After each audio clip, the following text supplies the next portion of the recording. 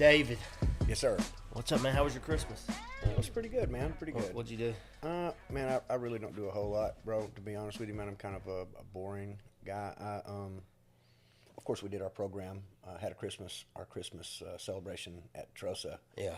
Which is always super fun. So you didn't go home or anything? Nah, I didn't go home this year. Okay.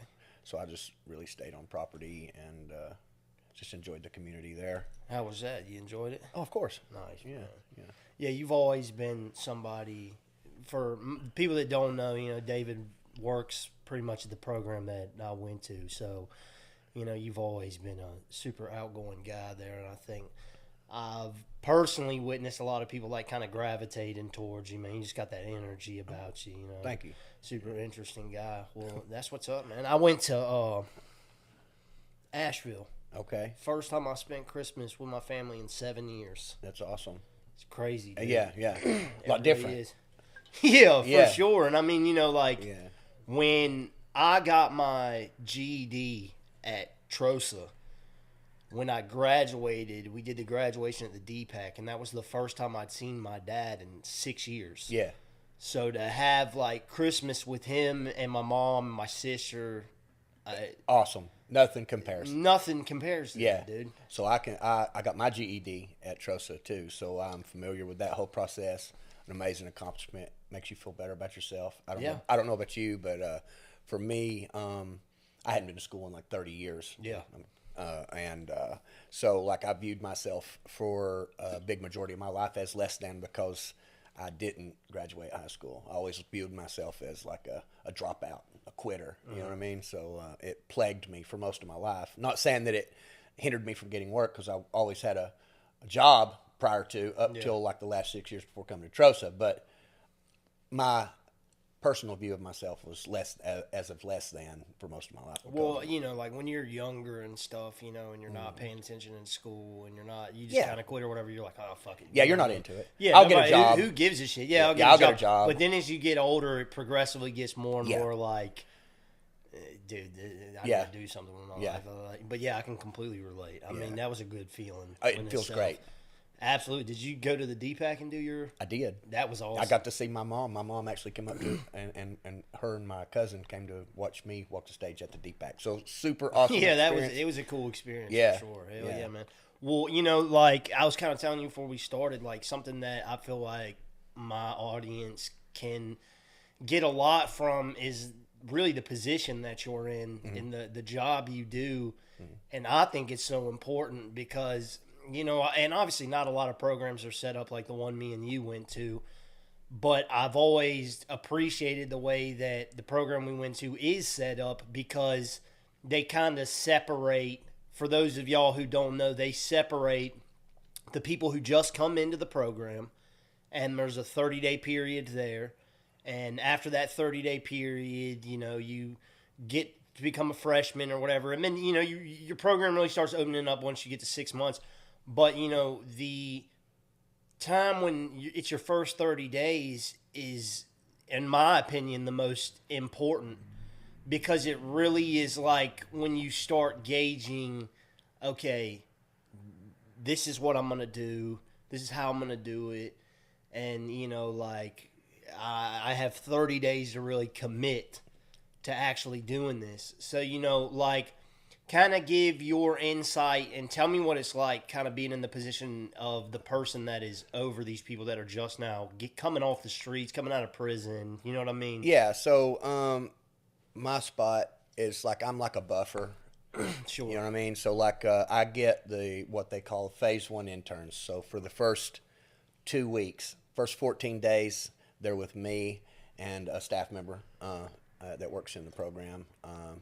I don't want to say his name, but so we get the new residents acclimated to the program. There's a lot of rules, you know what I mean? A lot of rules that don't make a lot of sense. People don't, they seem so insignificant outside of Trosa, but, the little things matter. You know what I mean? It's not really the rule itself. It's just the act of following a rule. You know what I mean? It's hey, we've got this baseline of rules. You know what I mean? Like shave your face, wear a belt, tie your shoes, tuck things your shirt in. Yeah, tuck your shirt in.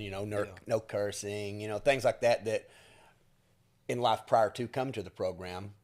You know what I'm saying? It's we don't pay any attention to those things. We just do it. You know what I mean? So like, I'm like a buffer, kind of help the guys get acclimated to being there in the program, encourage them. I like to, share parts of my story.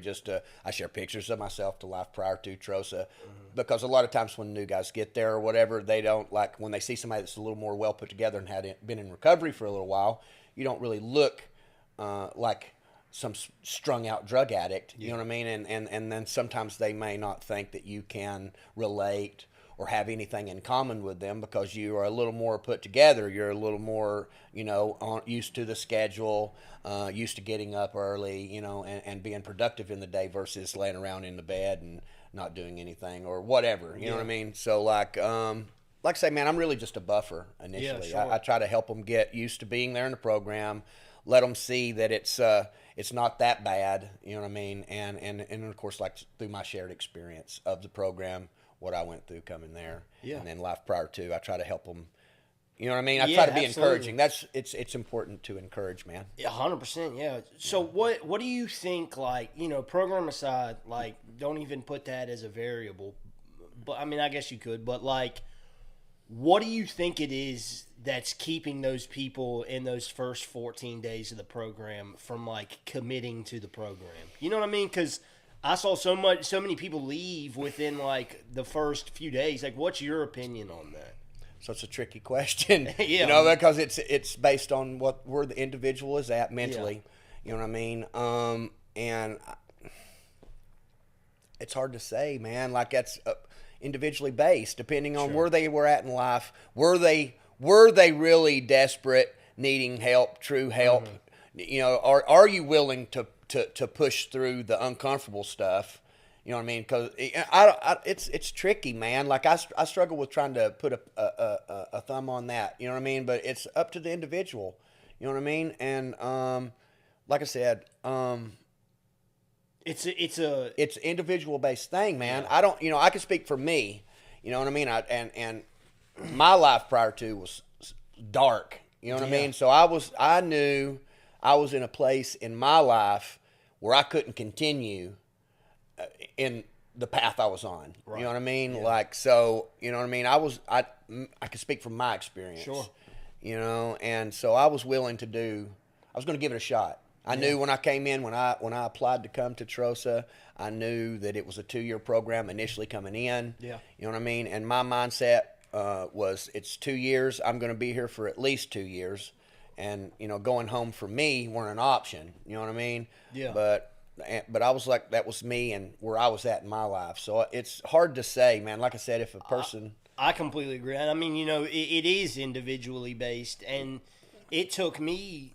I went to the program 3 times. I know. You were there every time. Every time you were there. So yeah. So I mean, everybody has to hit that low. They have to. And from the outside looking in, you could be looking at this person and be like, God damn, that person is fucking at rock bottom. Yeah. But in their mind, they're not. You know what I mean? And you're right. It is completely. I got to that point where I was. You was like, man, I'm going to do it. Yeah, I have to. Yeah. You know what I mean? Like if I don't make this conscious decision, and I don't put these steps in that are necessary for me to find some type of solace in life, I'm going to be unsuccessful my whole life, and I'm just going to keep going down this hole until I die or I'm in prison for the rest of my fucking life. It's a reciprocating cycle of destruction and death. Absolutely. And there is no successful end to that type of lifestyle or those choices. It always ends the same way. And over the years, man, I have been down, I believe, each little side street. I've been, my addiction over the years has worn many different faces. Yeah. So I've experienced, every avenue, and each time the outcome was destruction. Yeah. You know what I mean? So like an individual has to be ready to do something different, and that's based on the individual. And I think that people need to let go of any reservations. You know what I mean? Like, don't think you can have a drink. Don't think you can smoke a joint. You know what I'm saying? I don't care if it's legal. I don't care if it wasn't your thing. You know what I mean? I believe you're setting yourself up for a bad outcome. You know what I mean? And so. Well, I was talking to somebody. As far as addicts go. Yeah, absolutely. I was talking to somebody on the show, and I was telling them it's like, you know, kind of like you were saying, you know, I think it was Gary actually, you know, there's a point where an addict can relapse before they actually go and drink or do drugs or whatever. You know what I mean? Yeah. And like, I think that's exactly kind of what you're talking about in the sense of like, you know, you'll get this idea in your head where you're like, well, I could have a drink. Yeah, I can have a drink. You know what I mean? I could go smoke me a joint. I think I'll be fine. Yeah. But then, you know, that's like really, like you said, it's setting you up for failure because, you know, one thing leads to another in an addict's mind, and that's it. You know, I know today I can't. I heard that like so initially, you know, us being me, I speak of me being a drug addict. Like I initially have a choice whether or not, hey, I'm going to pick up or I'm not. And you know, but if I make the choice to pick up as a drug addict, the way my mind works, I lose the ability to choose after that. So I can't crack the door open at all, or I'll kick it wide open. Sure. You know what I mean? So like, yeah. So working with these individuals that are coming in the program straight off the street, straight from prison, you know, like I'm assuming that's probably both beneficial to you in a sense, but also kind of draining. It can. So each group present their own unique set of challenges because everybody are at different places. You know what I mean? What they're expecting out of the program, what they expect out of themselves, what they're willing to do. You know what I'm saying? So we got to try to keep them encouraged, help them.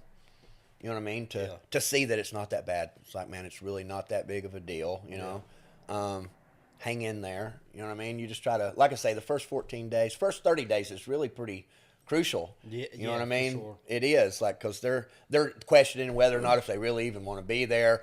Realizing, hey, this is where I'm at. I'm in a 2-year program. My life is this. This is where we're at. You know, so people have a hard time, I think, sometimes stomaching that's where they're at. Yeah. You know, the whole time they're missing their family if they have them. You know what I mean? Have the urges and the to want to go get high. A lot of people, you know what I mean? Absolutely. Like depending on the extent of their use, you know, they're going to have cravings to want to go get high and go use. You know what I mean? And then questioning the whole thing, and then having somebody tell them that they need to tuck their shirt in, or you know what I mean? Hey, where's your shave pass? Did you shave this morning? You know what I mean? And they're not even really wanting to be up. So you have to kind of be a positive individual and try to absorb some of that for them. Yeah. You know, and kind of, like I said, be a buffer, man, and let them see that people are there that will support them and encourage them, tell them, hey, man, you're doing a good job. You've made the hardest choice. You're here. Yeah. You know what I mean? I'm proud of you. Yeah. You know what I mean? For what that's worth. I know I'm just a guy in the program, but you know what I mean? It's the grass is greener on the other end, I promise. Please hang in there. You know what I mean? And just push through, you know what I mean? Because it does get easier. Yeah, 100%. You know, the more space that we can create between ourselves and the former us, the easier it gets. And it is so, like, when you're looking at it from that point, you're like, it's fucking light years away. You know what I mean? Yeah. It's like, God damn. Yeah, 2 years. And then, you know, for me, it was like, dude, after I was there a year, it was like the time just evaporated. It just was gone. It's gone. Yeah. After the first year, man, seriously, it's like, it's for me typically for the first, you know, when you get right before the milestone, it kind of slow down a little bit. Yep. You know what I mean? Because you're anticipating getting the perks to the milestone. Yes. You know what I mean? And so, like, it would slow down a little bit. I felt like right before the year, I felt like I was at 10 months forever. You know what I mean? It's like I was there for 5 months. You know, anytime anybody would ask, I got 10 months. Yeah. You know what I mean? And but after the year, after that first year, man, it seemed like you turn around, then it's 15 months in the program, then all of a sudden it's 18 months and you get your wham, and you know what I mean? And then you've got way more freedoms. You can walk down to the store and get yourself a drink or a bag of chips, a candy bar, you know what I mean? So like, and you realize at those moments in time, like how much shit you really took for granted. Oh, hell yeah. Life. Hell yeah. Like, because I mean, you know, just being able to walk to the store. Which is, for the people that don't know, is like a block away. Yeah, it's a big deal, man. I mean, it's a huge deal. And you're like when you're doing that, you really think to yourself, you're like, fuck, man, like, I took this for granted, you know? Like, yeah, just walking to the store, walking with one of your peers down to the store and grabbing yourself a soda and a freaking candy bar, and it's amazing. It's like for the mental. Yeah. Because you're no longer confined. You can go to the guard shack and say, hey, man, I need an Albatrossa. I'm going to walk down to the store. Yeah. I'll be back in a minute. You know what I mean? And it's like at that point, man, it's like that's been restricted. You ain't been allowed to do that. Yeah. You know what I mean? And so like just something that small that we take for granted. You know what I mean? Absolutely. But it feels so good just for your mental. Yeah. Absolutely. You know what I mean? And then 100%. You know, and then even before that, man, like you know, when they used to have the run groups and stuff. Yeah. You know, and you had to wait till you had 6 months to do the run group. Yeah, yeah. And I remember when I first got in the program, man, looking forward to 6 months because I wanted to get out and I don't run, but I walk with the best of them. You know what I mean? Yeah, but like it was so good for your mental just to walk out the gate, you know, and go walk to the bull and back. It was really cool. Absolutely. So, good experience. 100%. Mm-hmm. Well, man, you know. First, I'm gonna check and make sure everything's running. Yeah, of course. Yeah, of course. I don't have I don't have Jacob, man. Oh, you don't have your sidekick helping out. Yeah, he's at work. I got you. Are we doing okay? Yeah, we're good, man. Good. Okay. Yeah. So, I mean, you know, I want to hear about you, man, because, like, you know, I've been grateful enough to get to hear bits and pieces of, you know, where you come from, what your story is, how you ended up where you're at, and I think your story in particular will really help.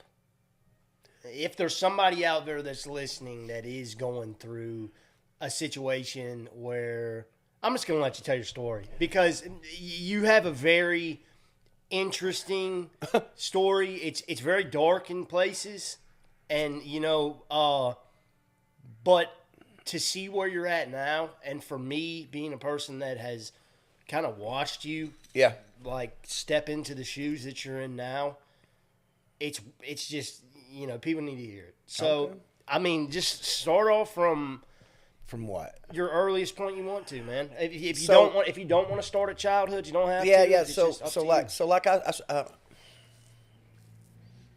So like growing up, man, had a great childhood. Yeah. You understand what I'm saying? Like was I exposed to drug use and stuff? I was, you know what I mean? In my family members smoked marijuana, they drank, you know, from an early age I was exposed, you know, all my aunts and my mother and my stepdad, they smoked pot, you know what I mean? People drank. My dad was he wasn't really an alcoholic, but my dad drank a lot when I was younger, you know what I mean? And so that was like normal, you know what I mean? Like when you're raised in a family that does that, I thought that's what people did, you know what I mean? It's like, not saying that they're bad people. I love them, you know what I mean? I love each and every one of my family members, you know what I mean? I don't blame them for any of any of it, you know what I mean? I've made choices in life, but I thought that was what people did. I thought people smoked pot and they drank, and that's how it all started, you know what I mean? Sure. And so of course during, you know, when I was a teenager, that's what I started out with, drinking and smoking pot and stuff, because all my friends, cool kids, was doing it. So that was what I did, you know what I mean? And I don't feel that that's like drug addiction. I don't think I was a drug addict at that point. You know what I mean? Would not say I weren't a drug addict till much later in life.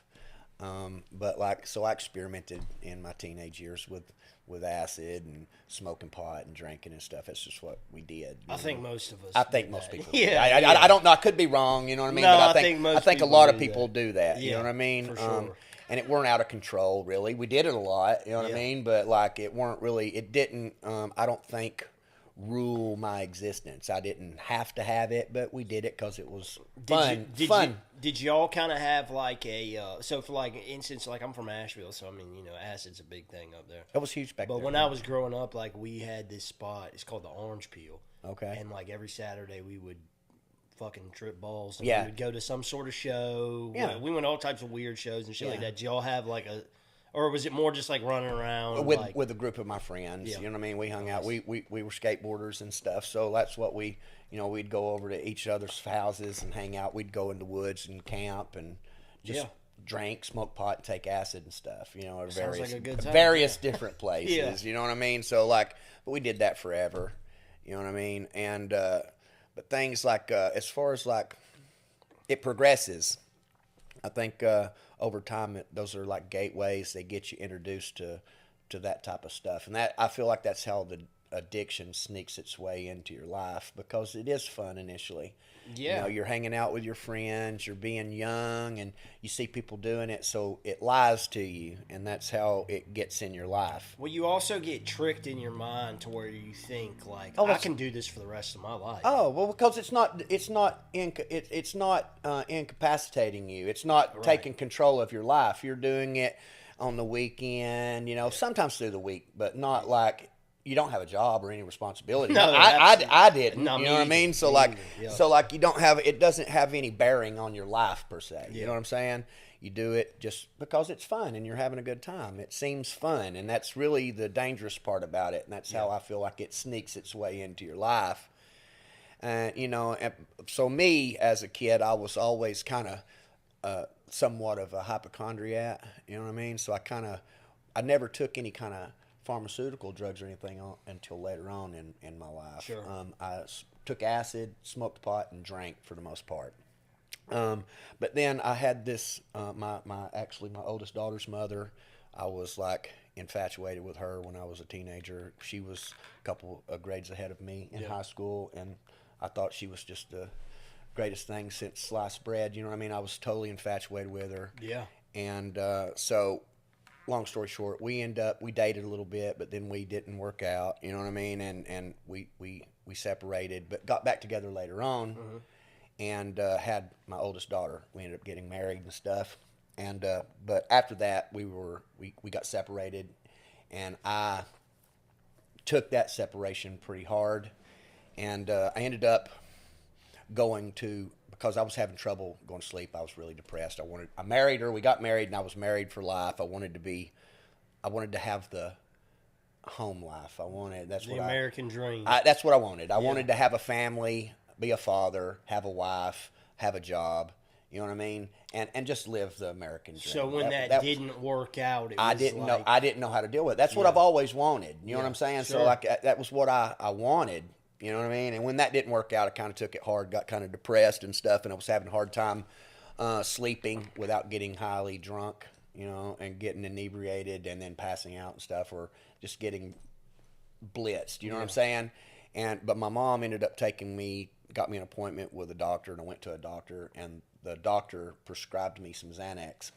And so when the doctor prescribed me the Xanax, up until that point, I was kind of scared of pills. I grew up in the Just Say No Nancy Reagan years, and we used to watch these films in school when I was in elementary school, and it showed kids taking various types of drugs. And I saw a video, some kid had took a pill or something, and he went home, and he ended up having some sort of an allergic reaction, and the kid died in the show. Oh, you know, shit. in the film that we watched. And it scarred me. So it terrified me of Yeah, taking any okay. pills. So I knew I weren't ever going to take any pills. You know what I mean? Because I didn't want to have an allergic reaction, my throat die. swell up, and I die. Yeah. You know what I mean? So like I'd always stayed away from pills and stuff, which of course I knew people that had taken Xanaxes and things like that. But I would never take any because I was hypochondriac and scared to death that I'd have some sort of a reaction and I would die. So, and I never knew anybody dying from pot. Is that what that means, hypochondriac? Well, I was really, well, What's the definition of so that? I'm not sure of the definition Sure. of hypochondria, but I don't know what it is So either. thinking that minor little things are more serious, I got or you. you're Okay, always yeah, feeling yeah. sick, or you know what I'm Yeah, saying? oh, okay, If I you got fall you. and hurt yourself, you think you're going to lose an arm or you're going to die. You know what I'm saying? Makes sense. I so got you. I was kind of like that as a kid. You Okay. know? But of course I'm an adult at this point. You know what I Sure. mean? But like Yeah. I'd always been scared of the pills because of the films that I watched. And Yeah. But so when I went to this doctor to get help with my depression because of the separation from my daughter's mother, you know what I mean, because I wasn't handling it too well, the doctor had prescribed me Xanax. And when the doctor prescribed them, it was okay to do it in my mind. Sure. You know what I mean? I'm like, oh, okay. So I took the Xanax that were prescribed to me, and then that was when like there was a little flip of, oh, that's all that does, and I realized that it wasn't going to kill me. So that created kind of a monster. So then I started taking. I knew people that were getting Lortabs and stuff like that, and then I would take anything at that point, because if at that point in my mind, if a doctor prescribed it, once I took the Xanaxes and realized that it wasn't going to hurt me, I weren't going to die, it opened the doors to, okay, if a doctor prescribes it, it's not going to hurt me. So then I just started abusing pills. And this goes on for like years. You know what I'm saying? Like several years, I abused any kind of pill that people would get. I would take them, all the while still drinking, smoking pot. I'm trying to figure out where I'm at. No, okay, so just real quick, I want to touch on this. So, like, go for it. You know, obviously the doctor prescribes you these medications for your depression. Yeah, to Are help. you diving deeper into your depression, or are you just kind of numb? So I'm numbing it. You're numbing it. I'm numbing it. But I realized that the Xanax just made me feel good. Sure. You know what I'm saying? So it takes time to heal over a separation, which it does. It eventually goes away. You get over it and stuff. But then, like, I would self-medicate with the... Well, and that's the issue that I have with pharmaceuticals in general. Yeah. And it's just like, it's just a Band-Aid. You know what I mean? It really doesn't do anything. And no one focuses on, or let me not say no one, but very few people and very few individuals that have, position of authority or anything like that have any interest in working on the stuff that could genuinely help somebody get over these afflictions, like working on themselves, doing stuff like that. You know what I mean? Yeah. It's always just like, here's a pill. Yeah. You know what I mean? And so I'll say this. So initially the Xan, it didn't just take off all of a sudden. I'm like a pill head. You know what I mean? Sure. Initially when I started taking them, they actually helped. Yeah. With the anxiety and stuff. Okay. And if they're taken correctly, as prescribed, okay, they work. Yeah, sure. You know what I mean? But the way my mind works, of course, I started abusing them because I realized they're not going to hurt me. But that was on me. Yeah. You understand what I'm saying? So I can't say that everybody that ever gets prescribed a medication is going to abuse it or take advantage of it and exploit it. You know what I mean? But like me, I ended up doing that. You know what I mean? Yes. But initially I didn't. Mm-hmm. Initially, I took it as it was prescribed, and I realized that it wasn't going to kill me. Sure. And then, I'm a all gas kind of guy, and then I end up abusing it, you know what I mean, while I'm drinking and smoking, taking Xanaxes, and then, you know what I'm saying? Yeah, 100%. I have a prejudice towards any type of pharmaceutical medication, and it's my opinion, you know what I mean? This is just me. But I've always had this prejudice just because when I was a kid, I was put on the ADD medication, and I felt like it really fucked me up. Yeah. But, no, that's a really good point you just made, and it is a individual. Whoever's taking the medication, it's up to them. It is, man. That's what makes us makes me different. You understand what I'm saying? Like so, and in the moment I didn't realize it. You know what I mean? Because it made me feel better. It helped. It alleviated in the moment. Yeah. It's temporary until it becomes a bigger problem. You know what I mean? Until we abuse it, and then it becomes this big, huge thing that controls our lives. Yeah. Let's see. So I'm using these pills, abusing them. And then like I said, me and my daughter's mother had separated, and but then we ended up going to try to work things out, and she liked to at the time liked smoking crack cocaine, and I didn't really like crack. I'd had some personal experiences, not my using it, but some people that were important in my life that were using it. So I despised crack cocaine. Yeah. I'm not going to share too much on that. Just like I don't want them to see and be bothered by. You understand what I'm saying? Sure. That's fine. Yeah. So I hated crack, but I had been prescribed the Xanax, and this is the time when I ended up trying crack cocaine. Mm-hmm. But me and my daughter's mother, we were going to work things out once when me and her we went back and forth there for a little bit. You know what I mean? So we end up together. She liked smoking crack, so I decided I'm going to buy her some crack. I get her some crack. I'd been drinking and taking some Xanaxes, and was pretty much out of it. You know what I mean? Nodded out, passing out because of the Xanaxes. You know what I mean? And I remember I'd gotten some crack cocaine for her and my cousin, and she got me to hit the crack. And when I hit it, it snapped me out of the stupor that I was in. It was I went from passing out because of the Xanax and the drinking that I'd been doing all day, and it just like snapped me out of it, and I was awake. Yeah. You know what I mean? And I was like, wow, what's that? And it's like, it didn't really get me high, but it completely woke me up. And I was like, well, I want to try more of that. You know what I mean? And then it's like, I went through a little cycle of where we would smoke crack, and I loved crack after I'd hit some crack. You know what I mean? Yeah. But hated it up until, you know what I mean? We'd smoke it up. I hated it until we got some. I'd hit a piece, and then I'd love it, and then it was a love-hate thing. Oh, yeah. I hated crack until I hit a piece of crack. Yeah, sure. And then it made me wonder if it was my hit yet. That was about all crack ever did for me. You know what I mean? Yeah. And then there was a brief time where, in this time, I get all over the place, man. I apologize. No. So, like, I moved in with some people, and this is when I started I smoked crack for probably about a year and a half, you know what I mean? Yeah. And I ended up moving in with this guy that was in a car club with me. Real quick, just when Go for it. I'm just interested in your opinion on this. So, you know, like you said, you smoked crack for like a year and a half. About a year and a half. And then you stopped? Huh? And then you stopped after you smoked for the year and a half? Yeah, I'm about to explain how. Okay, all right. Yeah, I'm about to explain. I'm about to explain how. Okay, yeah, let's hear it. So, like, you know, I like to say that I guess I was addicted to crack cocaine. This was my first addiction. You know what I mean? Yeah. I didn't. I hated it until I smoked some crack, but then we'd hit some and I loved it. You know what I mean? that for me, the reason I was gonna ask is because for me that was the first hard drug I'd ever did, before cocaine or anything like that. And I smoked crack for, I would say, me too, 6 or 7 months, and I got locked up. And when I got out, I never touched crack again. I never smoked it. I haven't seen it since I got out of jail that one time. Okay, so I was curious. Go ahead and tell me your story. No, it's okay. It's okay. Like, so that was really the first hard drug other than LSD.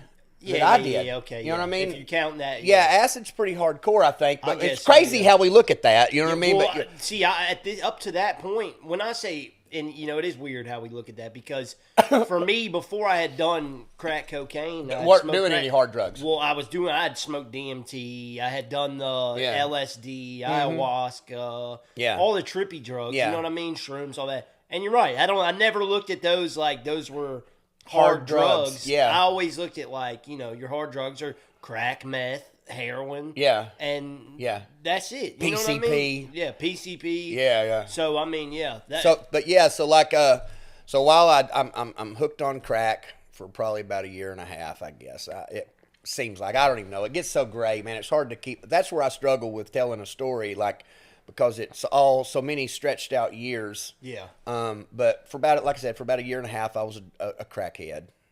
And but during this time, I ended up moving in with a couple. I was in a car club with this guy named Micah, and he had a wife named Kelly, and they used methamphetamine. So this is the first time that I'm introduced to meth. And so at the time when I moved in with them, I was pretty heavy into smoking crack. I liked smoking crack, which they smoked crack with me a couple times. We got some crack, and they smoked crack with me a couple times. But they introduced me to meth. They wanted me to try the meth. And so we ended up doing some meth. And meth did for me pretty much the same thing that the crack. I got the geeky speeded buzz that I was looking for when I smoked crack. But it lasted way longer. Yeah, and I didn't get the geek. I wasn't pulling my pockets out of my pants and picking at every little thing on the couch or in the floor, thinking it's crack. You know what I'm saying? It didn't give me the geek that crack did. Yeah. You know what I mean? And so it was like, where's this been my whole time? You know what I mean? Yes. But we went through a little brief stint there where I did some meth on the weekends, and you know, when I was living with them, and then while I was doing the meth. It's twice in my life that methamphetamines, sounds crazy, man, but I'm grateful for it because it's helped me to break free from the chains of something else. You know what I mean? It sounds as crazy as it sounds, man. I'm grateful for it, for doing that. You know what I mean? Because I don't know that I'd have been able to break free from the holds of crack cocaine had it not been for methamphetamine. Yeah. And so the meth, I liked doing that, but then like initially when I used to do meth before it like took over my life and become the ruin to my life, we do meth, And then when you come down, I didn't do it daily. We'd do it on a weekend, and then when you'd come down, you'd feel like total garbage. You know what I mean? And then I'd eventually just stop doing it. And then of course, I went back to taking some pills and smoking and stuff. I never were free of any substance since I was like 13 until coming to Trosa. You know what I mean? So I used something. You know what I mean? So that was my crack stint. Methamphetamine got me off of crack cocaine. Sure. You know what I mean? And then I just stopped doing meth because when we would come down from it, it felt like trash. And it's so wild how, because, I mean, obviously you're not the first person I've heard say something like that. You know, I used to date this girl, and she swore up and down that crack got her off of fentanyl. So, you know, it's wild. You know, it's wild, but no, it's just an interesting point of view on it. But I can completely understand where you're coming from. Yeah, I mean, it helped. I was always having to trade. I wanted something. Yeah. You know what I mean? So I used it to take the place of the other thing. Sure, yeah. So, like I said, after that little stint, of course, I was abusing pain pills and stuff. At that point, like I said, after the doctor had prescribed me the pills, I abused pain pills for, I don't even remember how many years. A lot of years. You know, probably 10 years or so. I'd been abusing them, and then needless to say, me and my daughter's mother didn't last. Yeah. You know what I mean? We ended up eventually separating completely, and you know, she ended up going to prison, and you know, and then I met my son's mother, and so when I met her, she abused Xanaxes, pretty heavy. I liked Xanaxes, but I didn't really like. I was more into pain pills at the time. I liked the pain pills because they would give me a speedy buzz, and I would be productive at my job, whatever my job was. Yeah. You know what I mean? At the time, I was working at a fabrication shop, which I won't go too much into my job history. You know what I mean? But like, so pain pills for me early on were so good because they made you feel so good. They'd give you a speedy feeling. You know what I mean? Yeah. And you were like a working machine. And that's how it snuck its way into my life. You know what I mean? Because they felt good. You know what I mean? I was energized. I was an outstanding worker. You know what I mean? And I stayed productive. But my son's mother, so we're living with her father, and he was a disabled veteran. And he got pain pills prescribed to him, and they would send them to him in the mail. And he'd get Xanaxes and stuff, and she wanted the Xanaxes, but he'd give us pills whenever they'd come in every month. You know what I mean? And she didn't like the pain pills because she abused Xanaxes and stuff. She'd take 15, 20 of them at a time. Yeah. You know what I mean? And like she tried to take, when she would take pain pills, she would take them like she was taking a handful of Xanaxes, and you can't do pain pills like that. Yeah. So I realized that I was going to help her out. I was going to show her how to properly abuse pain medication. Yeah, you know what okay. I mean? So, no, you're doing it wrong. Let me show you how to properly abuse your pain pills. Sure. You know what I mean? Like, I'm gonna show you the way, which ended up in the long term creating a monster. You know what I mean? And like I said, me and her, we were together for 14 years. Have a son together, and but over those 14 years, we were codependent, and we abused pills. We eventually, like I said, after I showed her how to properly abuse narcotic painkillers, the Xanaxes were really no more. Every once in a while she'd take some Xanaxes, but we were abusing pain pills, you know what I mean? Yeah. And that, like, so during this time is when I feel like I really become a physically dependent, is in this time, in this part of my life. Yeah. That's when I feel like I really become the whole dynamic of my life changed. Yeah. In this cycle. So like we abused pain pills for a long time, and I remember when it happened, there was like a switch in my brain that flipped. Yeah. Up until this point, like if I didn't have some pain pills and I felt sick or whatever, I didn't attribute it to me not having pain pills. I was just thought I might have been under the weather. You know, you get cold chills and feel like the flu. You know what I mean? So I didn't attribute that feeling to me not having pain medicine. And I remember talking to my son's mother on the phone, and she had said, had brought it to my attention that maybe we were feeling sick because we were having withdrawal symptoms.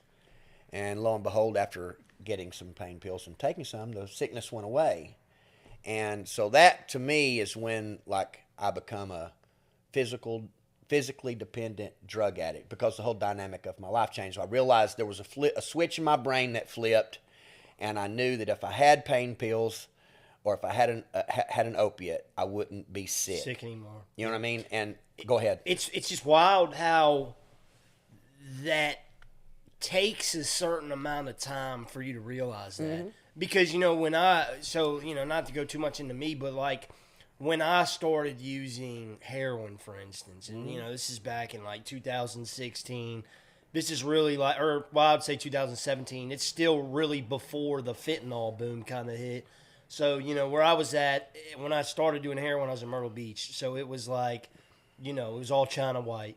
And, you know, I want to say I did heroin for like 6 or 7 months and never got sick, you know. And it was probably because I was doing it constantly. Yeah.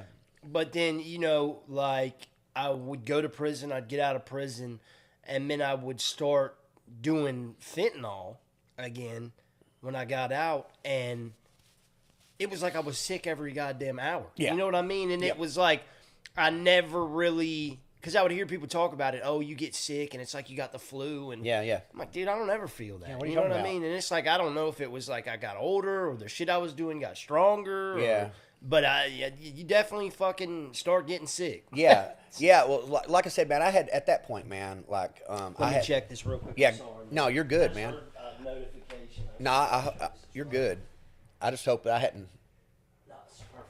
Okay, cool. Yeah. Like, so I had been at that point abusing pain pills, you know, for years, you know what I mean? And never really, if I did get sick, I didn't really, like I said, I didn't attribute it to not having pain pills. I just pushed through, went to work and you know what I mean? But like the neighborhood we were living in, everybody on the block got pain pills. And if we didn't have some, it was easy to get, you know what I mean? Yeah. So we always had them. And, but like I said, where are you at when this is going on? I never got to ask you that. Like, I mean, where am I living? Where are you living? Like, what kind of area? So it's a little city called Saudi Daisy, Tennessee.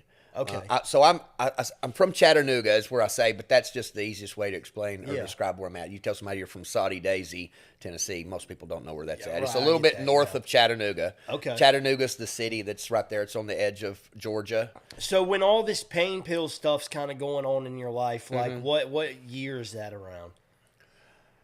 Let me see. 2003. 2004. So this is like peak opioid epidemic. Oh, yeah. So how because you know, like I've read books. It's like 50 cents a milligram. Yeah, I've read books on like the West Virginia, rural West Virginia opioid epidemic. How was Tennessee hit? So it was before like all the pain clinics in Florida and stuff. It's prior to that. So I mean, it's not far off, but sure. You know what I mean? They might have been some down there, but you know what I'm saying? But like people were definitely going to doctors and getting pain pills and stuff here. You know what I mean? Yeah. We doctor shopped. You know what I'm saying? Like I say, it became so like when that switch flipped in my brain that if I didn't have, I'd be sick. The whole dynamic of my life changed. At that point, the chase had started. You were setting plans. It's like I can't be sick. Yeah. You know what I mean? So it's like my whole life changed. It revolved around that at that point. Yeah. Up until that point, everything was just recreation and you know what I mean? And it was what it was. So that's like, and you know, other than the crack cocaine. But I hated crack. Like I said, man, I hated crack until I'd hit some crack. You know what I mean? But like, I didn't feel, was I a drug addict? I've heard people say, that would be a drug addiction. You know what I mean? So I didn't view myself as a drug addict, but, you know, I guess I am or was on crack for about a year and a half. But I felt as though I was a drug addict when I found out and realized that I was physically dependent on opiate painkillers. Yeah. And like I said, and my life revolved around it, you know what I mean? And it pretty much took control. It was driving at that point, and this goes on for years. We ended up, ultimately, we doctor shopped, you know what I mean? Got red flagged at the hospitals. They wouldn't prescribe us narcotic painkillers because we were drug seekers. Yeah. You know what I'm saying? Everybody knew that that's what we were doing. Of course, we would go to different doctors and get pain meds and stuff. You know what I mean? You know the cycle. If you're an opiate user, then I'm sure you're aware of the process. No, I actually love hearing about it because I'm 28 years old, so I kind of skipped over that. Oh yeah, generation. Like when I first got into opiates, it was in high school, but it was like Roxy 30. I had my best friend when I was in high school was a dude. He was a senior. I was like I would say a sophomore, maybe a freshman, but his name was Skylar. And, dude, he was on them bad. It was Roxy 30s. That was the first opioid I ever was introduced to. And, even then, I didn't know what the fuck it was. You know what I'm saying? And they were smoking them. Yeah. So, like, but as far as that, it was like it was kind of the same way as, like, the crack. I guess if you want to get technical, you could say that was the first hard drug I ever did or whatever. But it was so minimal to me because I'm drinking on the weekends. I'm fucking smoking weed constantly. I'm selling weed. So, like, it just was something that happened rarely, and it wasn't really anything. So, I always love hearing about it because I kind of skipped over that era. Well, we were physically dependent on opiates. We realized and knew that, so we would find any reason to go to a doctor. Absolutely. Of course, you'd have in your circles of people that you deal with or get drugs from, or they tell you if there's a doctor that will prescribe, you know what I mean? So then, of course, you go there until you can't, you know what I mean? And you milk that cow until it's dry, and then if something happens, you find another doctor. You ask people for, they'll pass along information about doctors that would prescribe, you know what I mean? And any and everybody would go to them and get painkillers, you know what I mean? So, like, but we did that for a long time until, you know what I mean? It disrupts your life so much, you know what I mean? Because everything revolves around the chase and getting so that you're not sick, you know what I mean? And then, of course, I remember we had got sick of the chase, and we ended up going to a methadone clinic. And so when we ended up going to this methadone clinic, I had already ended up, we'd got a doctor at that point. We had gotten a doctor that would prescribe us OxyContin, and a lot of them. It was like a doctor that was like, I feel like he would have prescribed me heroin if I'd have, you know what I mean? If that was possible. I mean, he'd give you anything, you know what I mean? And so they were prescribing us ungodly amounts of painkillers and Xanaxes, you know what I mean?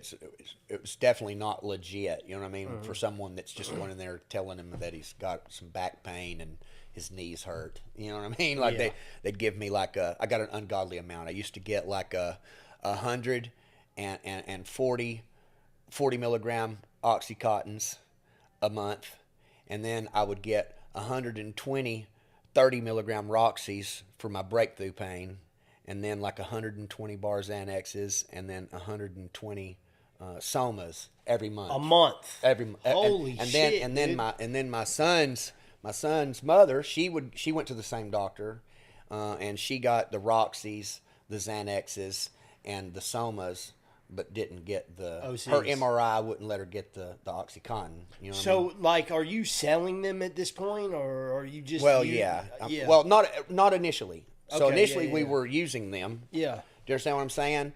But when we started at the methadone clinic, this is when we were kind of sick of the chase and sick of using. You understand what I'm saying? We were tired of it, so we ended up going to this methadone clinic, and the methadone clinic initially was good because, you know what I'm saying, it helped. But the methadone clinic to me is a trap. You know what I mean? Like it's legal drug dealing. I never, in my entire experience as a drug addict, even had the slightest motivation at all to get up and go to a fucking methadone clinic. So it helped us initially. Yeah, I just couldn't.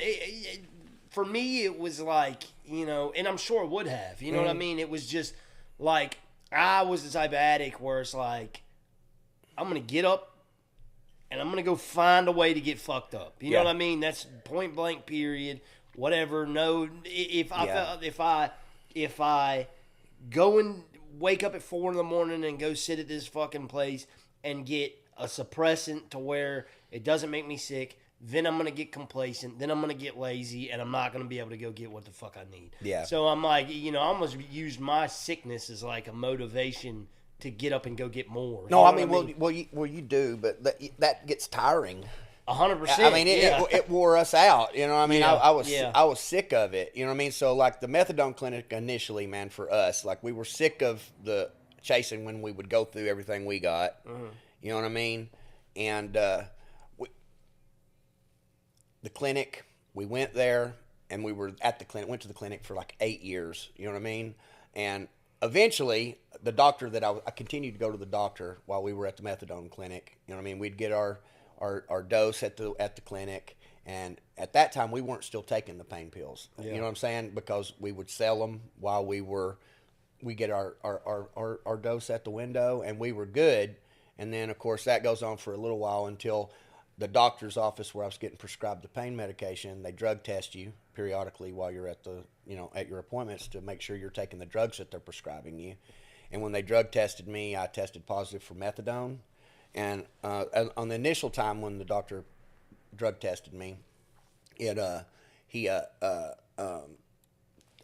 me why there was methadone in my drug screen, and of course I told him that a previous doctor had prescribed me methadone, and I had some left, and I'd run out of the medicine that he'd prescribed me, and that's why I tested positive. The first time it worked, but then he drug tested me the next month, and I tested positive. He told me at that point not to take anything but what he was prescribing me, and so he tells me I ended up selling it again because I'm going dosing at the window, selling the drugs that he's giving me. You know what I mean? Yeah. And but I ended up testing positive for methadone again. And then he just kicked me out of his doctor's office. And then we tried doctor shopping a little bit because we were going to the clinic, getting our dose there, and we were hooked on the money at that point too, because we'd been selling for the last 4 years. We've been selling the pain pills that we were getting prescribed and making a killing. You know what I mean? What about the old lady? Did she get kicked out the doctor's office? Yeah, because we were associated together. So yeah, I got you. He kicked us both. Said he couldn't see either one of us. You know what I mean? Yeah. So then we're out of that. And then never got that back, you know what I mean? Yeah. So like that was gone. And then we were just at the clinic, stuck there at the clinic. And like I said, we went there for like 8 years, trapped in that, you know what I mean? That was miserable. Like I said, initially, man, the clinic helped us because we went from chasing pills and it disrupting our lives if we didn't have, and the clinic gives you a little bit of stability. You can go there every day. It's always there. You don't got to worry if they're not going to have it or not. They always do. It's an affordable price, and that's how they suck you in there. So like I said, we were stuck at the methadone clinic for like 8 years. How much does that cost? It was like $13 a day. Oh, okay. You know what I mean? And sky's the limit. You know what I mean? What your dose needs to be. You can go in there, of course, after 120. They'll go up to 120 milligrams, but then if you want to go over that, they want to do what they call a peak and trough to see how you metabolize the methadone, and then let you go up after that after you do a peak and trough or whatever. But like, they let a drug addict decide what they want their dose to be. You know what I mean? Which is a horrible, horrible way to do it.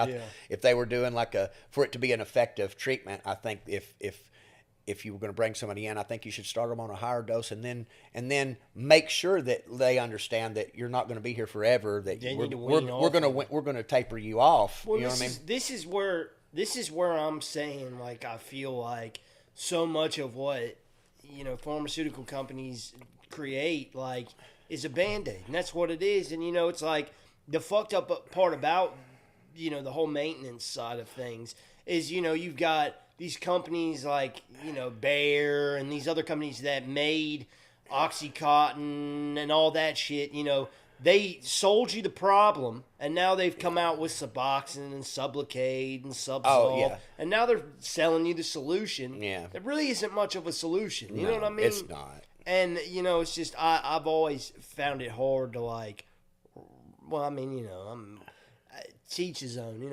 My brother, he still does the Suboxone. It helps him out. You know what I mean? So I've got family that use. You know what I mean? It's like, so just because I wish that they weren't.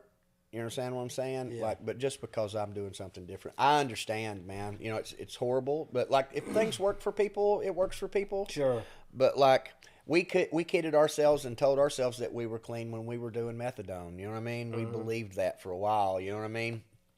But I was sedated for the 8 years, you know what I mean? And eventually, so now to where I ended up getting off the methadone, which this is the second time in my life that I'm grateful. This is where we get into the methamphetamine again. Sure. You know what I mean?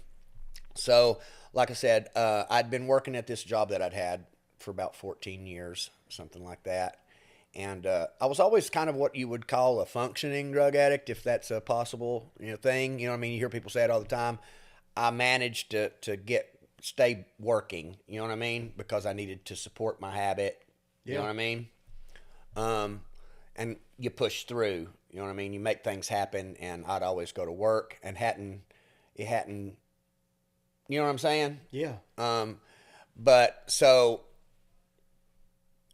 there's some things going on in my life, and my son's mother at this point, we had a person that we would get take homes. We'd get like 2 weeks worth of take homes, and we had a friend of ours that we would sell take homes to. Sure. That we got from the clinic, and it would help pay for our clinic, and it kind of supported itself. You know what I mean? And but she had decided, my son's mother wanted to do some meth. It'd been several years since we had done any. Every once in a while we would do a little bit for a couple of days and then not do it again and continue abusing our other drugs. You know what I mean? And she wanted to do some because a guy that we were selling our take homes to had gotten into a relationship with a girl, and they were selling meth. And she wanted to do some meth. And I remember initially I really didn't want to do it. I was like, we don't really need that shit. You know what I'm saying? I was like, I don't really want to do that. But ends up, I was like, okay, we'll do some. So we did some meth for a weekend, and do it for the weekend. Things are okay. We end up doing it another weekend, and we end up getting drug tested at the methadone clinic. Like I'd said, I'd been at this job that I'd been working for like 14 years. Everybody knew that I went to the clinic there. You know what I mean? They knew I was a drug addict, and they knew they didn't like it. The guys knew that I was a drug addict, and they didn't really like the fact that I was going to the clinic. I'd be late to work a lot. You know what I'm saying? Because the line was long at the clinic, or I'd have to leave to go dose. It was an inconvenience. And the other guys that worked in the shop with me, didn't like the fact that they allowed me to. I was a drug addict, you know what I mean? And they didn't like that. And so, like, where I'm trying to get with this, I'm at the clinic. We ended up doing the meth for the weekend, or a couple weekends there, and they ended up drug testing us. They periodically drug test you while you're at the clinic. So I take a drug test at the clinic, and I tested positive for methamphetamine. And so when I tested positive, they were going to take our take-homes away. And at that point, like I said, in my life, I realized that my job, the people that run my job, run the shop I worked at, weren't going to be cool with me going to dose every day at the window. Yeah. We got the take-home, so I didn't have to dose every day at the window. I had 2 weeks worth of take-homes, so we'd go a couple days dose, get take-homes, and then we were good for 2 weeks. You know what I'm saying? But I knew that when they were wanting to take our take-homes, that my job weren't going to be okay. I wasn't going to be able to do that. You know what I mean? And so over the years of us being at the clinic, we'd known several people that had quit going to the clinic by getting high and using meth to kick.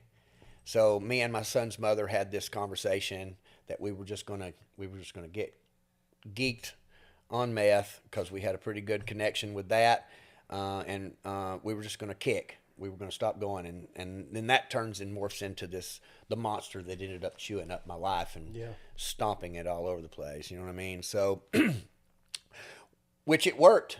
I ended up breaking free from the opiate addiction. You know what I mean? So I really will be forever grateful to the meth for that. But then it turns into a completely different animal. You know what I mean? How was that?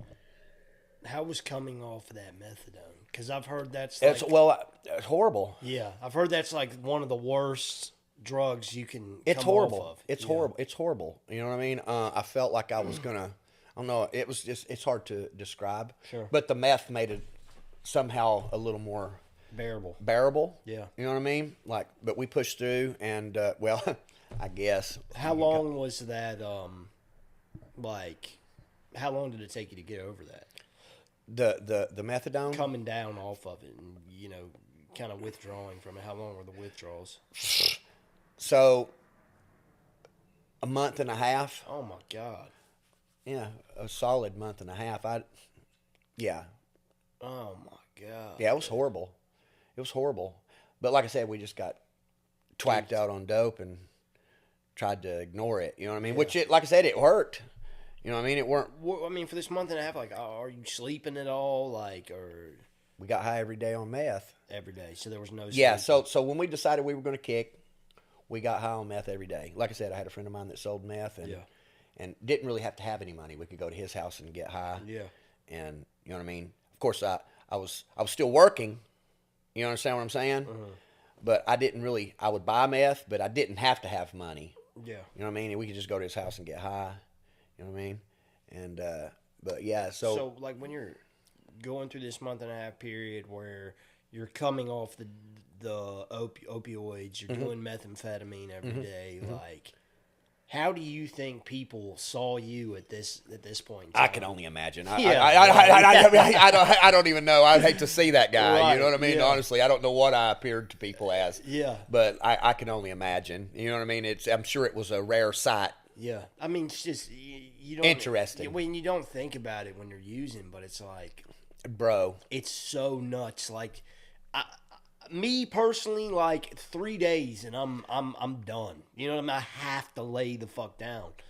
But you know, like I had a homeboy I used to live with. His name was Dave, and this motherfucker would do meth, and he would stay up for 30 days straight. I mean, no sleep at all. Like, I mean, he's up for 30 days. So like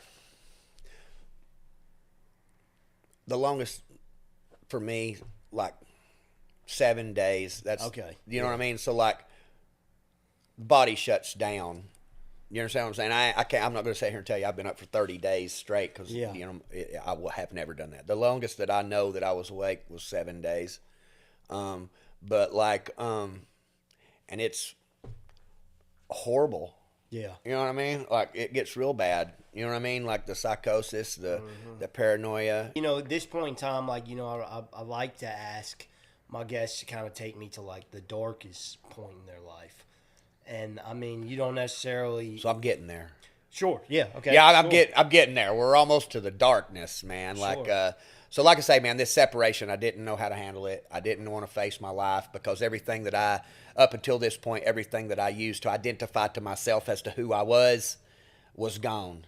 You know what I mean? I ended up losing my job. I ended up, you know, pretty much losing my relationship with my son's mother, losing my son at that point. You know what I mean? I moved back in with my mother. Life is pretty hopeless.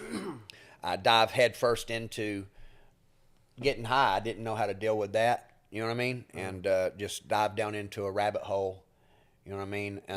Of course, with meth use, you know, of course, you hear and see things, and you know, multiple days awake, and just heavy methamphetamine use, you hear things, you see things, you know, shadow people, and you know what I mean? And it's pretty scary, you know what I mean?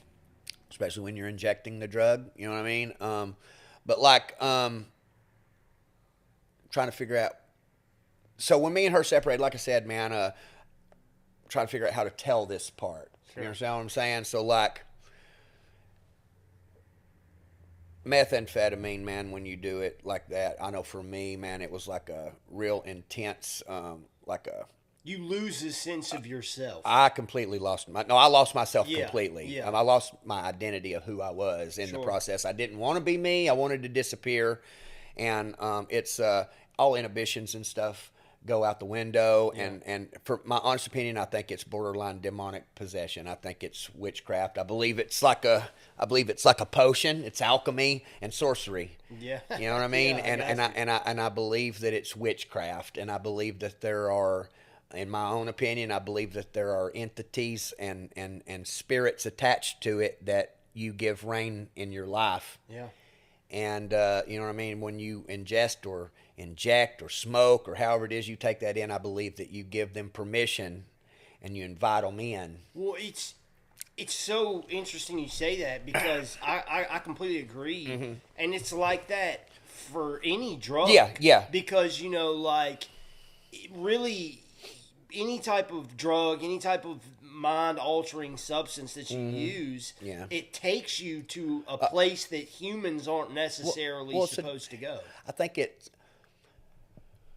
got some weird views about that, like through my experience. You understand what I'm saying? But like, I don't think that everything that you communicate with when you're doing those things is good. You know what I mean? Like I said, but ultimately, okay, so like I said, man, I hated my life and where it was at. Yeah. Long story short, man, so like in this process when me and my son's mother had separated, I ended up had a lot of her clothes and stuff, and anybody, it's like, I don't know, it's not like a uncommon thing, but I ended up putting on some of her clothes when I was high on meth, you know what I mean? So I started doing this cross-dressing thing, and being a pervert, you know what I mean, initially, you know what I mean? I felt like Buffalo Bill from Silence of the Lambs and stuff, you know what I mean? To be honest, you know? Yeah. You can laugh, it's funny looking back at it, you know what I yeah. mean? Like, but another time that a switch flipped in my mind, you know what I mean? I would get high, and I would dress up in clothes that I had gotten that were hers when we separated. I ended up with a bunch of her stuff,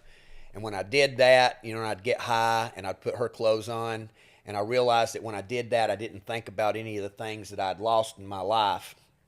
So it became like this little hiding place that I created. I would hole up in a room in my mother's house, and I would put on women's clothes, and I would go to a place in my mind. I disappeared into a alter ego. You know what I mean? And when the switch flipped in my brain, that when I did that, I didn't think about any of my. Can you pause that? Yeah.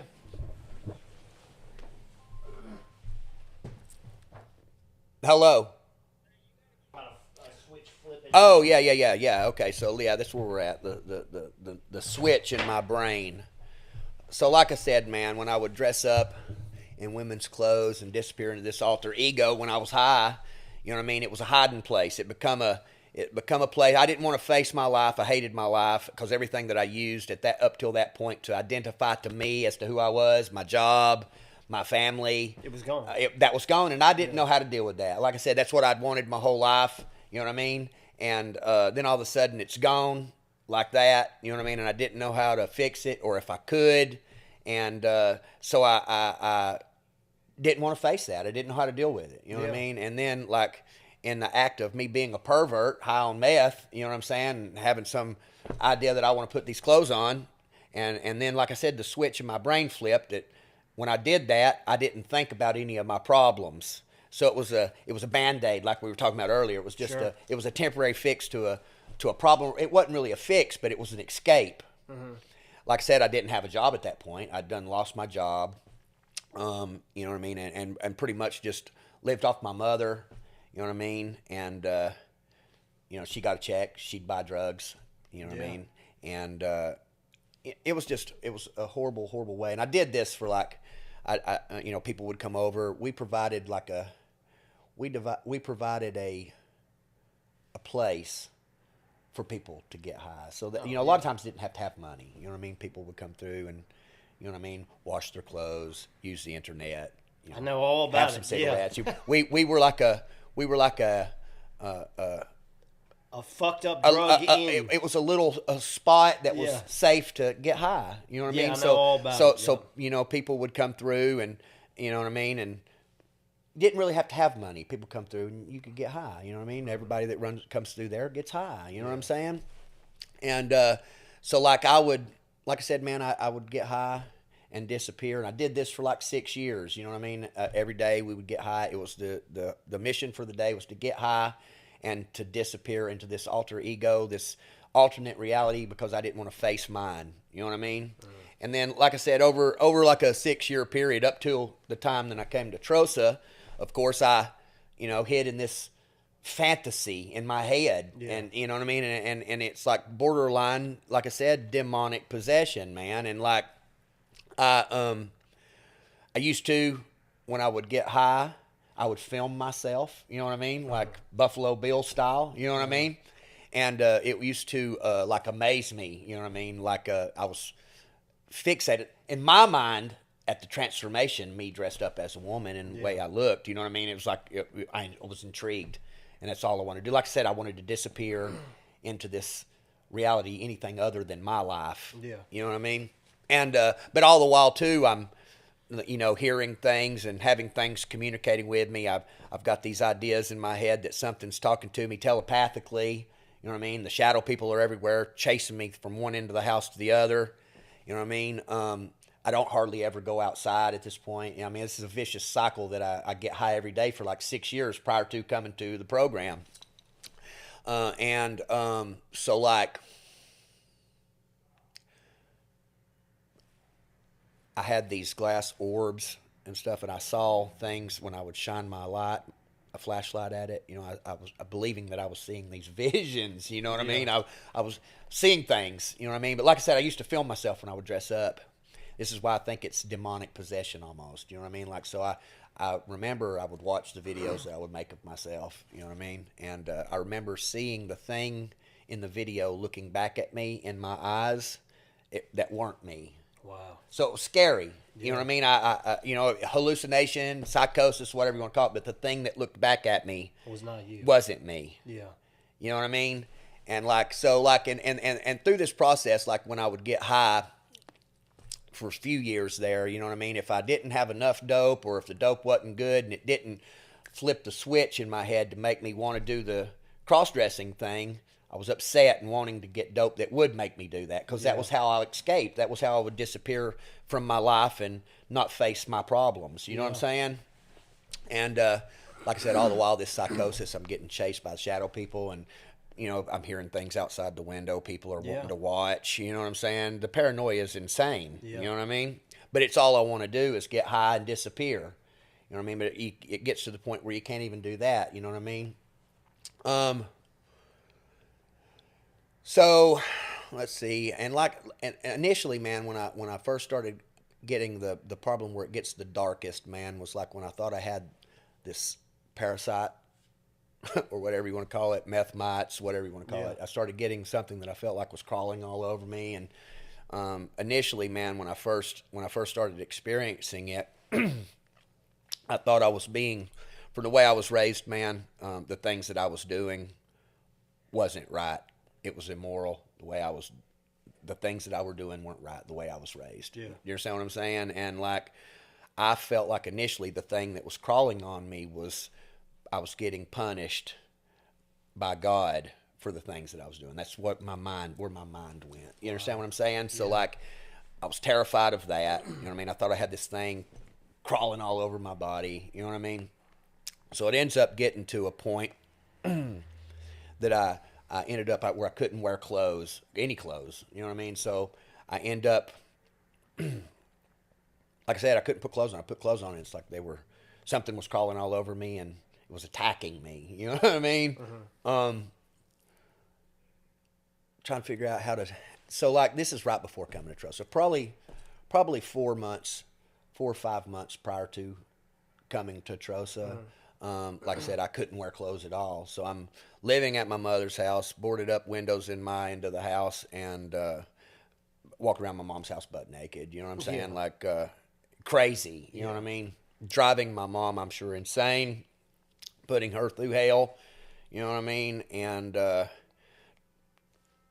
it's just it was pathetic. You know what I mean? It was horrible. It was sad. I hated my life. Couldn't wear clothes. Couldn't stop getting high. I thought something beyond me was communicating with me. You know what I mean? You were lost. Completely. Yeah. And so like, I end up. So like I said, I told you earlier about I had these little glass orbs, these spheres that I would shine my light at, and I saw visions in it. It was like a Rubik's Cube kind of per se. It was like a puzzle. And I believed that if I connected the dots, I was going to activate my Merkaba, and I was going to leave Earth. Where I was going, I didn't know, you know what I mean? But what I was at my essence, in my being, I felt like I was about to ascend and leave Earth. You know what I'm saying? And then like I would shine my light at these things and get these visions, and I don't know, man, it was just madness. It's insanity. You know what I mean? And like I've got a video on YouTube. I've seen it. Have you? Yeah. So that's so like at that point, man, the video on YouTube is meanwhile at the center of the universe. Yeah. You know what I mean? And at the time, you know, I was shining my flashlight into that bowl salad bowl with some water in it. You know what I mean? In the moment, man, I was seeing like the most groundbreaking elaborate visions. And the reason that I was recording it was so that the world could see what I was seeing. You know what I mean? Insanity. You know what I mean? And so like that's why I had to record that, because the world needed to see, and they would know that I weren't crazy. You know what I mean? And I've since looked at it since I've been here. You know what I mean? And I was crazy. You know what I mean? I think you told me about it. Oh, I probably did. Yeah. I probably did. Yeah. But looking at it with these eyes today, I was crazy. You know what I mean? But like I said, man, where I was at, dude, like, thought I had the stuff crawling all over me, man, and it just becomes so draining, and it ruined my life, man. I didn't know how to deal with my life, didn't know how to fix it. So I just dove off into the rabbit hole of not facing my life and being this other thing and hiding in that, and getting chased by some dark entity force. You know what I mean? And like it was like I said, man, I believe it's demonic possession. You know what I mean? Whatever. I don't know, man. It was really, really sad. But like I said, I ended up, for about 4 or 5 months prior to coming to Trosa, my clothes were attacking me. I had something all over me. I couldn't put clothes on and without it crawling all over me and trying to, I don't know, violate me. I don't know. It was just a horrible, horrible existence, man. And so what ends up leading me to Trosa, man, it was like I ended up in the backyard, in between my mother's house and the neighbor's house, butt naked with this crystal ball. Yeah. You know what I mean? And I'm trying to capture my energy, whatever was me, my consciousness. I was placing it in this sphere so that I could leave planet Earth. You know what I mean? And I don't know, but they end up, my neighbors come out and they see me in the backyard butt naked with this crystal ball. You know what I mean? And they end up calling my mother, and I guess my mother calls my sister. So my sister and my brother-in-law show up at the house. I'm laid there, in the backyard in all my glory. And they're asking me what's going on. You know what I mean? I tell them, I told them just to stand back there. They're asking me if I'm okay, if they can get me a blanket. I'm like, yeah, if that's, just don't touch me. You know what I mean? I'm about to leave. I love you guys. I was going to turn into like pure energy or something, and I was going to take off. You know what I mean? I was waiting on the news crew to show up. Yeah. But like, I ended up getting taken into custody, and they take me to the hospital for a psych evaluation. Go figure. You know what I mean? Like, so I go to the hospital for a psych evaluation, and while I'm there at the hospital, man, the psychiatrist that I was speaking to or whatever that I saw, it was kind of like the whole experience at the hospital for the 72 hours that I was there. It was I was in and out of consciousness. They kept me sedated pretty heavy, but when I was too, I spoke with a psychiatrist, and the psychiatrist was the person that actually told me about the program. Mm-hmm. You know what I mean? So I knew my life was pretty dark, you know what I mean? So I couldn't keep going that way. I mean, I couldn't wear clothes, you know what I mean? And so I didn't really know I couldn't keep going that way, you know what I mean? So I knew I needed to do something different, man. And so the psychiatrist at the hospital was the person that told me about Trosa, told me I needed to maybe get into Trosa or a Trosa-like facility. And I'm not really familiar with programs, had never tried to do recovery, had no idea that I was ever going to try to do it. You know what I mean? I weren't looking for recovery, you know what I'm saying? Wasn't something that I had on my radar. I had accepted that I'm just a drug addict, and I used my self-pity and poor pitiful me for all those years to just, you know what I mean, what's the point? And I give up on myself. I was hopeless. You know what I'm saying? Mm-hmm. And but I knew I needed to do something. And so I ended up calling Trosa and went through the hoops to get accepted in the program, man. And was willing to give it a shot. I knew I needed to do something different. Like I said, I was lost in every sense of the word lost. You know what I mean? So like I don't know if I'm telling you anything that you want me to share. I'm grateful. I think every experience. So I've looked at it in multiple different ways, man. Like a lot of the experiences I had some unfavorable outcomes for me and my life. You know what I mean? Yeah. But I believe that everything happens for a reason. Absolutely. And I believe that we're exactly where we're supposed to be when we're supposed to be there. You know what I mean? And no matter what. I don't know, man. It's weird, man. Like, had I not experienced my life the way I experienced it, I wouldn't be who I am today, and I like who I am today. You know what I'm saying? Yeah. And I believe through all the experience, I can help people. You know what I'm saying? So like, no, I'm just listening. Shoot, I just like. I can completely relate. You know. Yeah. And it's such a common saying, but it's so factual. Is the world works in mysterious ways, and it really does, because sometimes life has to bring you to the very bottom, chew you up, and then spit you out. Yeah. For you to really see your true potential, or and to figure out your own worth. Yeah, or to have an appreciation for life. Yeah. Yeah, absolutely. You know what I mean? Like, so because I was. Like we were talking earlier, man, just walking down to the store and appreciating the things that we take for granted. You know what I mean? Like, but dude, like I said, man, I was lost in every sense of the word. Yeah. I lost myself, and I didn't. In the time, I didn't really realize that I was so gone. You understand what I'm saying? Because I was hopeless. Like I say, man, when I got to Trosa, when I ended up getting accepted to Trosa. And for the 9-hour ride up to Trosa from my house, I was naked, covered in a blanket. You know what I mean? Naked and afraid. You know what I mean? Yeah. And I get to Trosa willing to do something, because I knew that my life couldn't continue down the path I was on. I had to do something. Yeah. And because I wasn't getting in, I was 47 years old, man, and I wasn't getting any younger.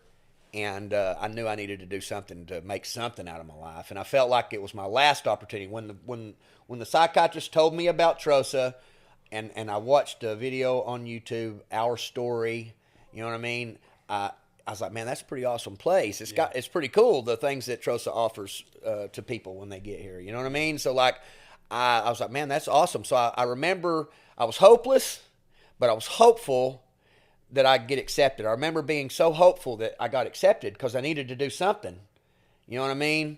And I just came here with a willingness to do whatever it took in order to regain control of my life, because it was so dark. I mean, the things that I've talked about, I don't know if I did good with explaining how dark my life was, man, but it was so hopeless. And like, I never knew life could be what it is today. Yeah. You know what I mean? And like, I'm happy with who I am. Like I say, I got lost, man. I was lost. I lost sight of who I was. Like I said before, everything that I used to identify to me as who I was gone. And I had to. So the cool thing about coming to Trosa for me, man, is I was able to get rid of all the negative things, you know what I mean? And gather back all the little pieces. Because I'm still the same person, but not. You understand what I'm saying? Like, you get to discover who you can be and put together all the best parts of you. You know what I'm saying? In the process, like, I don't know, man. I struggle with trying to figure it out. Like, because, like, so at my core, I still feel like I'm me. And I've even questioned if I ever even really worked on anything in the program, because I still, in my mind, am me.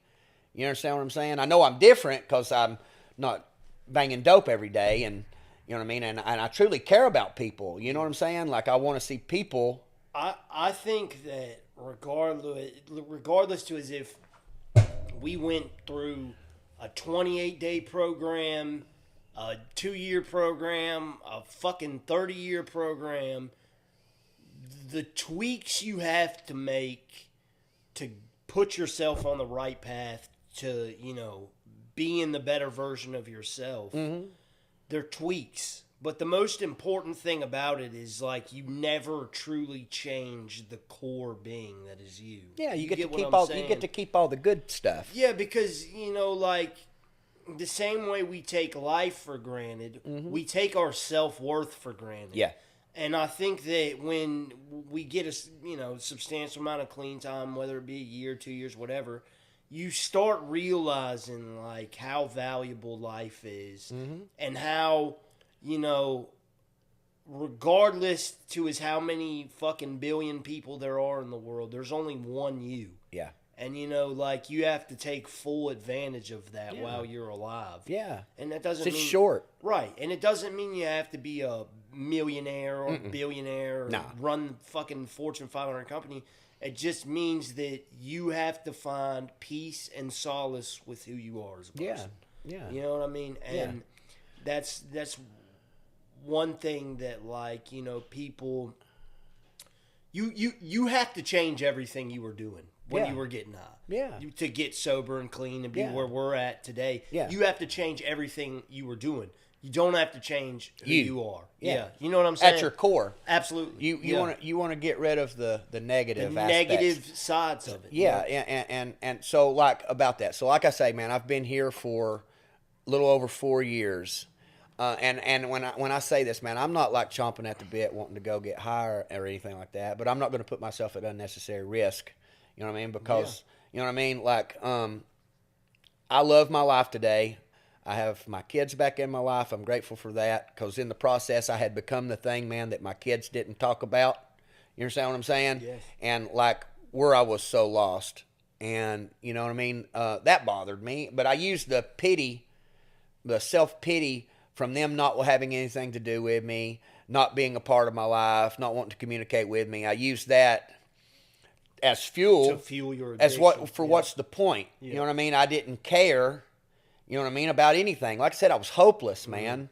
I felt like when I came to Trosa, my initial mindset, when I got dropped off, man, I felt like a stray dog that was getting taken out to the edge of town at the dump and put out. That's what I felt like mentally. You know what I mean? That's where I was at mentally because I had given up and was hopeless, man. You know what I mean? I didn't know what it was going to look like.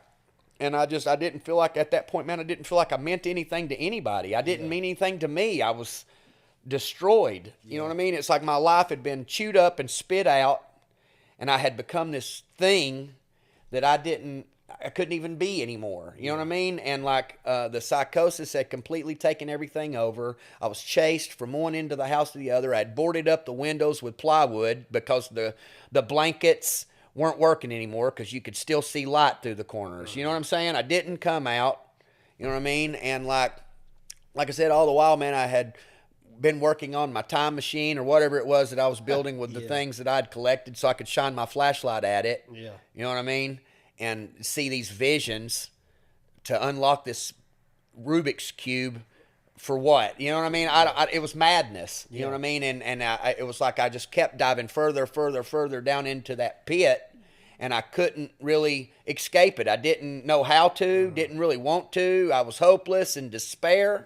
And you know what I mean? And then I feel like, honest to God, man, something greater than myself gave me a way out of it. You know what I mean? Because I believe that wholeheartedly, man, because like I said, from where I'm from, man, they had some programs. They had like a 30-day program, which I'd been to a crisis center back there. They put me on a waiting list to get into a 30-day program. But in my opinion, a 30-day program is a joke. Yeah. I wouldn't even have been out of the fog in 30 days. You know what I mean? Absolutely. So I definitely needed something long term. Yeah. And I feel like something greater than myself knew that. Yeah.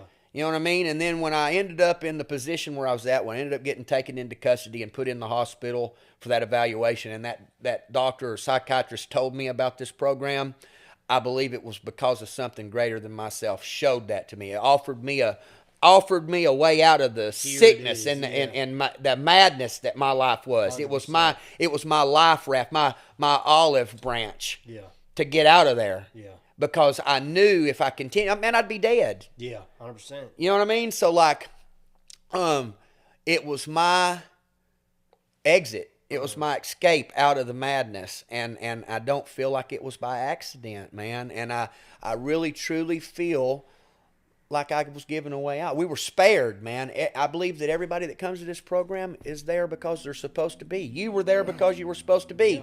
And for whatever reason, the 2-3 times that you came, you know, and restarted the program, dude, I believe for whatever reason, when you left, you needed to leave in order for you to get something else so that you did get to a point in your life to where it would work, where you would appreciate, where you would get what you needed. Yeah. You know what I mean? For whatever that reason be. And that's maybe not to our understanding. We might not always know. The things that we go through, I feel like, might not be for us. We so selfishly a lot of times want to think that everything's about us. And sometimes it might not be. Might have been for somebody else to learn and grow from your experience, to see what you go through and how you push through or deal with a situation to help them be successful. I don't know. No, it's beautiful. But I definitely feel like there's a greater work. And I feel like we're all a part of it. We're in this thing together. You know what I mean? That's what's so beautiful about Trosa, man, and the community there. It becomes family. They care, you know what I mean? As a whole, man, the community is awesome, bro. And I never foresaw myself being there for freaking 4 years. You know what I mean? Like, but it becomes like I love my life today. Yeah. And I like where I'm at. I like where I'm at mentally. Like I said, man, I'm no longer the thing that my kids don't talk about. I'm so grateful for that. And you get to be exactly what you just said. You get to be that image that people can look at and be like, wow, this is where I want to be. You know what I mean? Like, you even, and it's so true that like, even you could tell a whole speech and it only helps one person get to the other side. Then it's worth it. If it helps that one person. Worth it. Yeah. It's worth it. It's worth it, Absolutely. man. Like, if you can reach one person, like, for real, dude, like, just, it feels good to encourage people, man, and let them know. It's like, you know, like I said, dude, I've got pictures of myself prior to Trosa, man. Yeah. I look like one of those guys off of Furiosa that, you know what I mean, that they strap to the front of a truck. You know what I mean? It's crazy. You know what I mean? Like, off of the Road Warrior or something. Yeah, you know what I mean? Like, I don't remember what they're called, but it don't look good. You know what I mean? I've got some mug shots and stuff. I look at them, and I show the new residents that come in. I show them pictures of myself because Half-Bloods. Well, yeah, or Half-Lives. Half-Lives. For real, man. You know what I mean? Like, I like to share those images of myself because it lets them see that there's light at the end of the tunnel. And I'm not saying I look like some supermodel or something now, you know what I mean? Because I know better than that. But, like, I look more healthy. You're put together. Yeah. You know what I mean? So, like, versus the guy that's in those pictures, that's encouraging to people. And I've had people tell me it's encouraging. You know what I mean? Absolutely. Like, because, like, you know, I can relate. I'm one of you. I'm no different. I'm just a guy in this program that made a decision to do something different than what I was doing. And I'm grateful that I did. You know what I mean? Because it changed my life. Yeah. So if you could tell something to somebody out there that might listen to this show and be in a position right now in their life where they're, you know, in a rabbit hole or they're just stuck somewhere where no one should be, or they just can't figure out how to get out of the situation they're in, what would you tell them?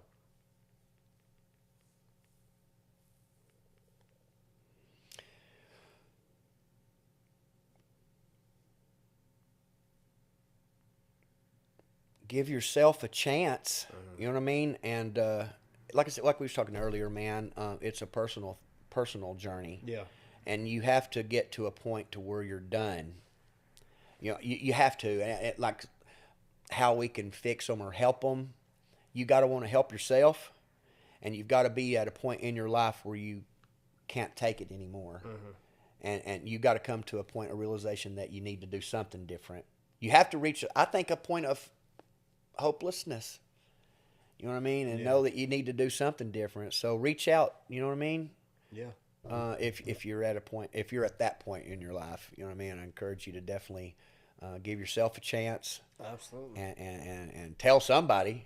Yeah. You know what I mean, I don't know, man. I don't. So I wasn't looking for it. Like I said, man, I feel like it was divine intervention in my case. Sure.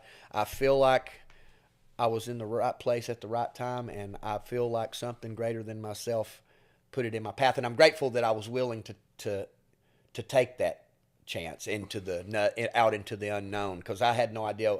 I've never tried recovery. You know what I mean? But I knew I was at a point in my life that I needed to do something, because that way was so dark and scary. You know what I mean? You know what I mean? Yeah. So you got to get there, I think, man. If you're not, I don't know, man. I don't know how to answer that. I mean, you answered it well. Okay, yeah. Yeah, I mean, dude, you did a great job. Like I said, I think your story is really important. And, you know, I think It's important for people to hear it. Yeah. Regardless as if they get high or not. Because, you know, the main... I mean, you know, it's great if I can reach an audience of addicts that... But, you know, one of the goals, too, is to reach people, give people an understanding. Because they... You know, people that have never gotten high don't understand where we come from. They don't understand the stuff we've been through. Yeah. And, you know, like... To give that insight it's a really big thing, and I really appreciate you coming and doing that, man. It was really great. So, bro. For real, thank you. You did a great job. Yeah. If you or anyone you know is struggling with addiction or anything that's bringing them down in the world, don't be afraid to ask for help. And my best piece of advice is listen to the people around you that are telling you you might have a problem. Hope y'all have a happy new year and had a great Christmas. Thank you to everybody. I want to shout out 2 people that have shown the most engagement in the Facebook and Spotify pages. That's my boy Mike Jones, as well as Jessica Horn. Thank y'all for the support, and everybody keep tuning in. We're going to have new episodes coming out since it's the new year. Just keep checking in. Thank y'all.